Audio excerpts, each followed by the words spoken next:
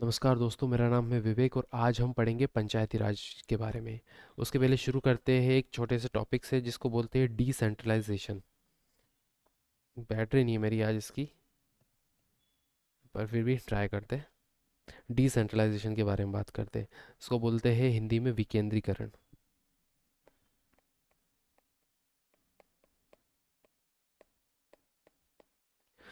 विकेंद्रीकरण क्या होता है? अगर बाय डेफिनेशन अगर आप देखें तो केंद्रीकरण का उल्टा विकेंद्रीकरण, डिसेंट्रलाइजेशन। इसके अंदर क्या होता है? अगर पावर के बारे में बात करें, सपोज कीजिए कि ये ट्रायंगल किसी ऑर्गेनाइजेशन को रिप्रेजेंट करता है। तो इस ट्रायंगल के अंदर तीन स्तर है। इन तीनों स्तर में से जो भी निर्णय लिए जाते हैं, तो तीनों अलग अलग निर्णय लिए जाते हैं, तो उसमें से थोड़ी सी पावर अगर इस ग्रुप को अगर दे दी जाए, ठीक है। अगर मान लीजिए कि जैसे कि मान लो कि ये घर का स्ट्रक्चर है और ये ग्रुप डिसाइड करे कि खाने में क्या बनेगा। सॉरी, हाँ, तो आपको दिख सो जाएगा, हाँ दिख जाएगा, ठीक है। ये ग्रुप डिसाइड कर रहा है करेगा कि खाने में क्या बनेगा, और अगर ये वाला ग्रुप दिख करेगा कि आप काम क्या करोगे। तो कहीं ना कहीं इस ग्रुप को भी एक पावर दी गई है जो ये बताएंगे कि यार आज आप ये खाने में खाएंगे। सो कहीं ना कहीं इनको एक छोटी सी पावर तो आपने दे ही दी गई है, और इस स्तर को भी कुछ ना कुछ अथॉरिटी दे दी कि यार आप ये छोटा मोटा काम ये कर लो कि टीवी में कौन सा शो चलेगा। मतलब फॉर एग्जाम्पल के लिए मैं आपको बता रहा हूँ, तो इनको भी एक पावर होल्डिंग दे दी गई है। तो इस चीज़ को बोलते हैं डिसेंट्रलाइजेशन। मतलब बाय अगर डेफिनेशन अगर देखें, तो एक डेफिनेशन ये बोलती है इसकी कि निर्णय लेने की सत्ता निचले स्तर पर अगर है, शक्ति अगर निर्णय लेने की अगर निचले स्तर पर दी गई है, तो उस व्यवस्था को बोलते हैं डिसेंट्रलाइजेशन व्यवस्था। अब अपन बात करते हैं इसी अपने ट्रायंगल के बारे में। तो मैं अगर आपको बोलूँ कि ये जो आपको दिख रहा है ट्रायंगल, ये भारत के संविधान में शक्तियों के वितरण को रिप्रेजेंट करता है। तो उसको समझने के लिए मान लीजिए कि ये है केंद्र, ये हो गया राज्य, और राज्य से छोटे जो स्तर पे आते हैं वो आते हैं डिस्ट्रिक्ट, जिले, ग्राम, ये सब। तो यहाँ पे आपको मिलेंगे लोकल बॉडी, जिसको बोलते हैं अपन पंचायती राज इंस्टीट्यूशनल या लोकल बॉडी गवर्नमेंट, ठीक है। तो तीन स्तर पे अगर सत्ता है, तो तीसरा स्तर आज हम डिस्कस करेंगे, इसका नाम है पंचायती राज इंस्टीट्यूशनल। तो ये आज हमने देखा विकेंद्रीकरण क्या होता है। तो हम एक इसका बेसिक इंट्रोडक्शन देखते हैं कि एक एक्ट आया था 1992 में, 1992 में, जिसको बोलते हैं पंचायती राज अधिनियम। ये संविधान का 73वां संशोधन था। तो इसका एक इंट्रो ये हो सकता है कि ज़मीनी स्तर पर लोकतांत्रिक संस्थाओं के विकास में ये एक महत्वपूर्ण कदम है, और यह प्रतिनिधित्व लोकतंत्र को भागीदारी लोकतंत्र में बदलता है। और साथ ही अगर स्केड्यूल के बारे में बात करें, तो इसको 7वीं अनुसूची में रखा गया है, जो कि राज्य सूची का विषय है, ठीक है। अब ये बना कैसे? मतलब देखिए, ये है 1992 का संविधान संशोधन, जो एक्चुअली बना था 93 में चालू हुआ था। तो उसकी प्रक्रिया एक लंबा टाइम स्पैन रहा होगा जिसमें ये चीज़ हुई होगी। तो सबसे पहले आते हैं बलवंत राय मेहता। 1957 में इनकी इनकी रिपोर्ट आई थी, जिन्होंने बताया था कि किस प्रकार से चीज़ें हुए तब जाके काम होगा आपका। तो इन्होंने एक रिकमेंडेशन दी थी कि ग्राम पंचायत का गठन होना ज़रूरी है। तो बलवंत राय मेहता ने एक रिकमेंडेशन दी थी कि ग्राम पंचायत का गठन होना जरूरी है, ठीक है। उस ग्राम पंचायत में कुछ लोग होंगे, उसके बाद एक पंचायत समिति और जिला स्तर, ठीक है। तो ये थ्री टायर सिस्टम इन्होंने यहीं बना दिया, ग्राम ग्राम पंचायत, पंचायत समिति और जिला परिषद के नाम पे। तो पंचायत समिति जो थी वो थी कार्यकारी निकाय, एग्जीक्यूटिव बॉडी थी यहाँ पे। उसके बाद जो तीसरा स्तर है वो है थी जिला परिषद। इसका काम था सलाहकारी, समन्वयकारी और पर्यवेक्षण, एडवाइजरी, कोऑर्डिनेट करना और सुपरविजन करना, ये इसके कार्य थे। और इसका जो हेड होता था वो था डीएम, डिस्ट्रिक्ट मजिस्ट्रेट या डिस्ट्रिक्ट कलेक्टर। ये रिकमेंडेशन दी थी बलवंत राय मेहता ने 1957 में। तो नेशनल डेवलपमेंट काउंसिल उसने इसको 19 1958 में स्वीकार कर लिया। और आपने जीके के बुक्स में बहुत पढ़ा होगा कि राजस्थान के नागौर में पहली बार पंचायती राज लागू हुआ, तो वो इसी के रिकमेंडेशन के अनुसार हुआ था। उसके बाद हम आते हैं अशोक मेहता के ऊपर। तो 1977 में अशोक मेहता समिति बनी और 78 में इन्होंने रिपोर्ट दी। इसको अपॉइंट किया था जनता पार्टी ने, ठीक है। और अगस्त 1978 में इन्होंने रिपोर्ट दी। यहाँ पे हमने देखा कि पंचायती राज को इन्होंने त्रिस्तर में बताया, तीन स्तरीय, ग्राम पंचायत समिति और जिला परिषद। इन्होंने उसको दो स्तर में कर दिया, मंडल पंचायत और जिला पंचायत के अंतर्गत। मंडल पंचायत के अंदर आए गांव के समूह आए, और जिला परिषद जो थी वो एग्जीक्यूटिव बॉडी थी। तो अब हम देखते हैं कि ये गांव के समूह हो गए और इसके ऊपर जिला परिषद आ गई। तो जिला परिषद का काम था, एक एग्जीक्यूटिव बॉडी थी, कार्यकारी निकाय था, जिसका काम था योजना बनाना और विकास के लिए रिस्पॉन्सिबल यही थी। यही प्लान बनाएंगे, यही डेवलपमेंट करेंगे। और देखते हैं इसके बारे में।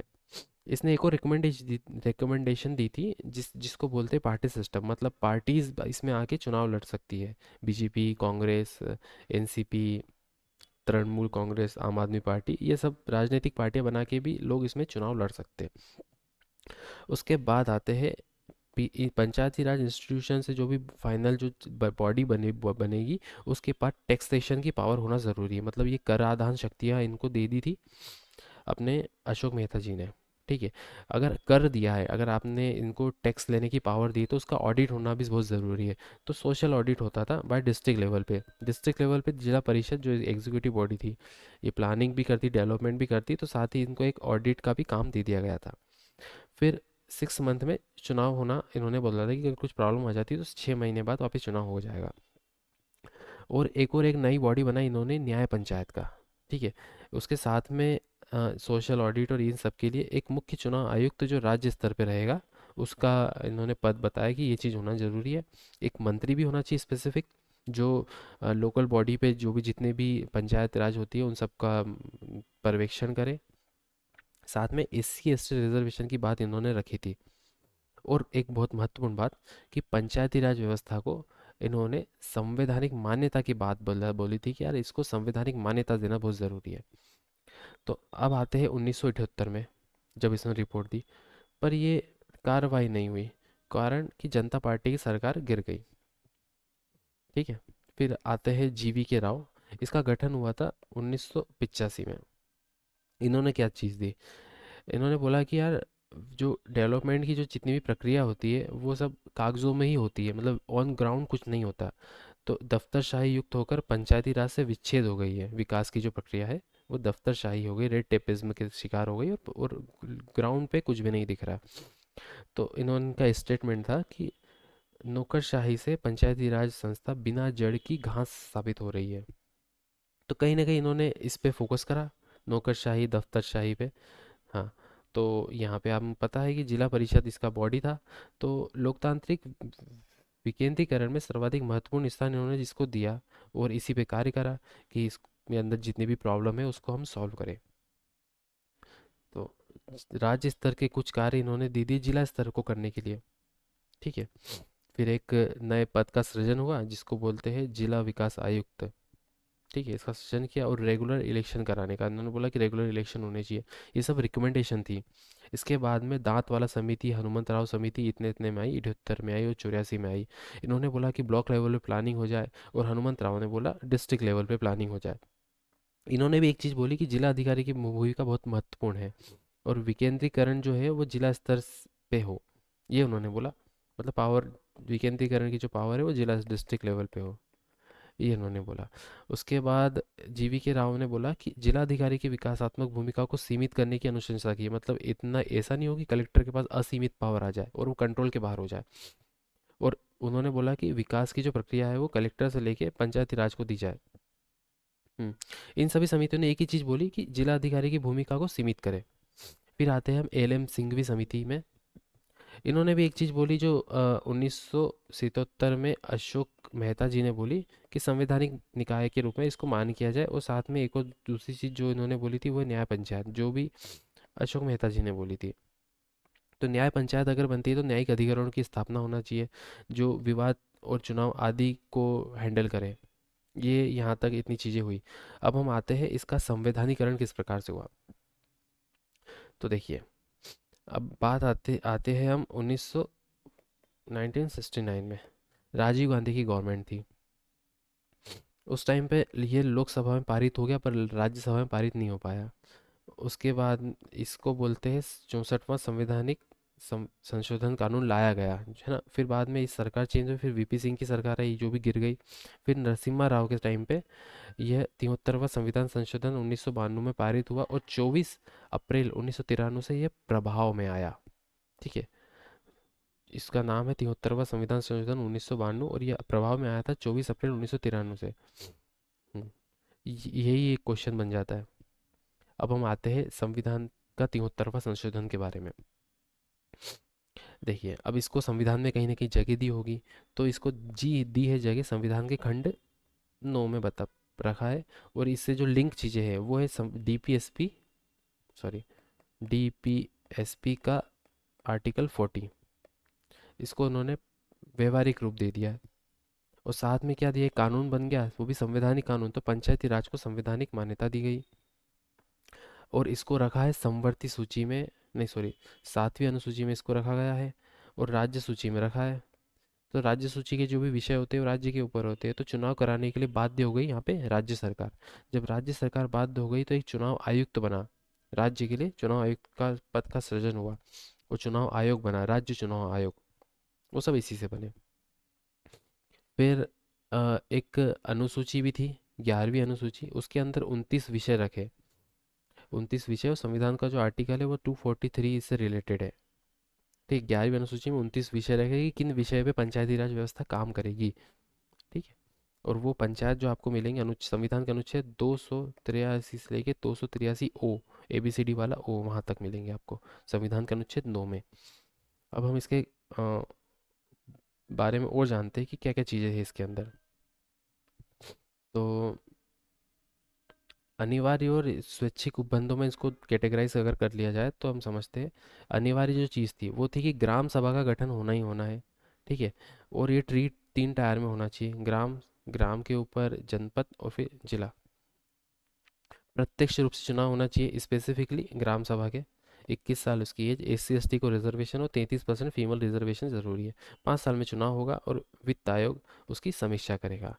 और साथ ही जो ऑप्शनल चीज़ें थी वो MP MLA को भी थोड़ी सी पावर दी गई, OBC रिजर्वेशन, योजना का आर्थिक विकास और वित्तीय अधिकार देना। ये सब इसके वो वाले टॉपिक थे।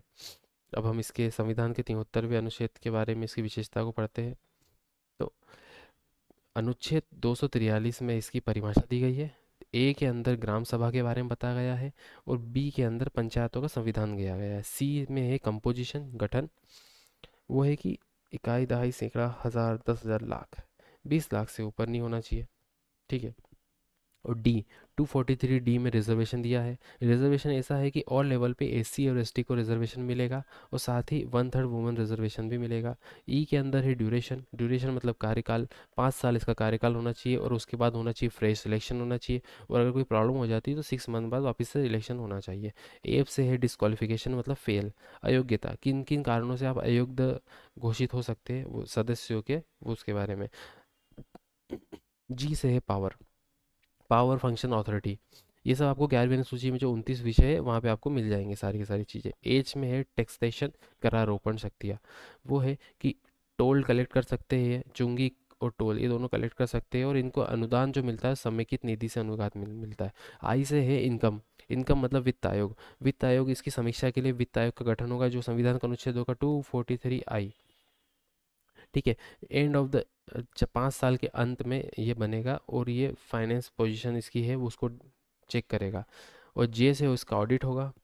के से होगा इलेक्शन, 243 के अंदर दिए है गए हैं इलेक्शन। तो अगर हम देखते हैं डायरेक्ट इलेक्शन, सरपंच का डायरेक्ट इलेक्शन होगा और इनडायरेक्ट इलेक्शन इन दोनों लेवल पे होंगे। ठीक है, अब संघीय क्षेत्र पर लागू जो है वो एल में है। एम में कहा किस किस एरिया में ये लागू नहीं होगा, तो वो होगा 5वीं अनुसूची में जो लिखे है 10 राज्य के अनुसूचित क्षेत्र वहाँ पे लागू नहीं होगा। और 6वीं अनुसूची में जो 3 4 राज्य है, असम, त्रिपुरा, मेघालय, मिजोरम, है ना, यहाँ पे नहीं लागू होगा। यहाँ पे एक अलग बॉडी है उसको हम पढ़ेंगे। साथ ही जम्मू कश्मीर, नागालैंड, मणिपुर, पश्चिम बंगाल का दार्जिलिंग एरिया, यहाँ पे नहीं लागू होगा ये। और 2 3 और कानून है। अब हम देखते हैं पेशा के बारे में कि भाई ये क्या चीज़ है। ठीक है, तो इसका फुल फॉर्म है panchayat extension to schedule area 1996 में। तो क्या होगा कि कहीं कहीं पे ये नहीं लगेगा। संविधान का अनुच्छेद 243 एम बोलता है कि यही लागू नहीं होगा, यहाँ पे लगेगा पैसा। तो जहाँ पे पंचायती राज अधिनियम लागू नहीं होता वहाँ पे लागू होता है पैसा। ठीक है, तो ये सच छठवीं अनुसूची में इसमें कुछ जिले दिखे गए हैं, पांचवी अनुसूची और साथ ही जम्मू कश्मीर और वेस्ट बंगाल। तो यहाँ पे चीज़ लागू होती है। अब हम देखते हैं कि कौन से है जिले, कौन से राज्य है पांचवी अनुसूची के। हम्म तो देखिए ये है पांचवी अनुसूची। कभी नहीं देखी होगी इसी पांचवी अनुसूची। मान लीजिए कि ये भारत है। तो भारत को हमने दो हिस्से में डिवाइड कर दिया, चार हिस्सों में कर दिया। हिमाचल प्रदेश, मध्य प्रदेश, छत्तीसगढ़, झारखंड, उड़ीसा, आंध्र प्रदेश, महाराष्ट्र, गुजरात और राजस्थान। ये राज्य है जहाँ पे लागू होती है पांचवी अनुसूची। कि इसके कुछ हिस्सों में ही ये पैसा एक लगेगा। फिर आते हैं छठवीं अनुसूची पे। असम, त्रिपुरा, मेघालय, मिजोरम। असम, त्रिपुरा, मेघालय, मिजोरम ये छठवीं अनुसूची में है। यहाँ पे ये चीज़ दे रखी है। तो यहाँ पे लगता है पैसा। तो इसका काम क्या है?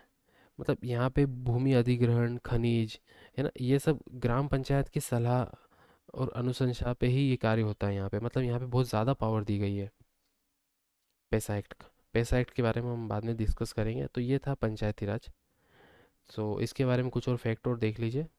देखिए 1992 में जो सामुदायिक कम्युनिटी डेवलपमेंट प्रोग्राम जो यूएसएन ने बताया था किस प्रकार से होता है, वहाँ से पंचायती राज की एक स्टार्टिंग हुई थी। यह लोकतांत्रिक विकेंद्रीकरण के सिद्धांत पर आधारित है। ये एक राज्य सूची का विषय है। ठीक है। 50% रिजर्वेशन सबसे पहले बिहार ने दिया, उसके बाद में एमपी ने दिया। फिर मध्य प्रदेश का पहला जो ग्राम न्यायालय था वो नीमच का थांदला गांव था, जो 12 दिसंबर 2001 में बना। मध्य प्रदेश में नगर पालिका अधिनियम 1961 में पारित हुआ। फिर मध्य प्रदेश में पंचायत अधिनियम 1962 में पारित हुआ, जो मध्य प्रदेश का खुद का था। लॉर्ड मेयो 1970 और 1982 में लॉर्ड रिपन, इन्होंने स्थायी स्वशासन और वित्तीय विकेंद्रीकरण के बारे में बात की गई। तो ये हमने देखा पंचायती राज। ठीक है, थैंक यू।